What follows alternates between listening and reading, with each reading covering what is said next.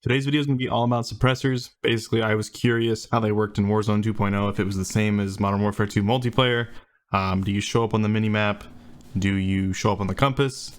And I wanted to compare that to no suppressor as well, and maybe also see like the ranges at which suppressors were pretty effective for like actual, the actual audio that comes out of the gun. So it's gonna be a short video. Just gonna go over that stuff. I went into a live BR match today and tested that out with some help from FPSKrieger and Papa Dids, so shout out to those guys, appreciate that. But yeah, let's jump into it and we'll talk about suppressors and what they actually do in Warzone 2.0, and maybe a little bit of thoughts on whether or not they're actually worth using.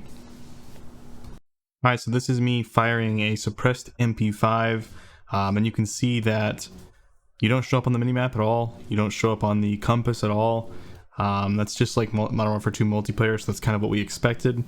And then also when you're shooting an unsuppressed weapon, it's just like Modern Warfare 2 multiplayer as well, where you don't show up on the minimap, but you do show up on the compass. So it's just something to keep in mind.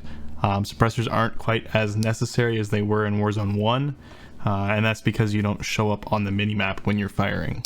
So for actual audio suppression, they are still effective. So basically what I did for this was just fired a weapon, both suppressed and unsuppressed, and walked back roughly 25-meter increments all the way out to like 125 meters, and I could still very clearly hear the unsuppressed weapon with a direct line of sight to the player out at 125 meters when it was not suppressed. But when it was suppressed, you could no longer hear the shot at all, somewhere between like 125 meter range. So they are still good if you're taking really long range fights to completely stay hidden.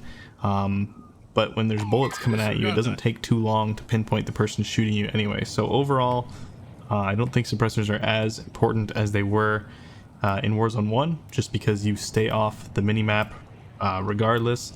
You do show up on the compass without a suppressor, but that tends to be less negative because it doesn't give you the distance to the target. So if there's a dot showing up on your compass, that doesn't tell you anything about how far away the person is. You just know they're within like whatever the cutoff is. It's probably like 300-400 meters away.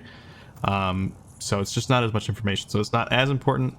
They still do have their positives, and I'm going to go in depth into testing all the individual stats for all of these suppressors in the future, but I just wanted to kind of cover just the base information about them and how they've changed with Warzone 2. But that's all for this video, so I hope you guys enjoyed it.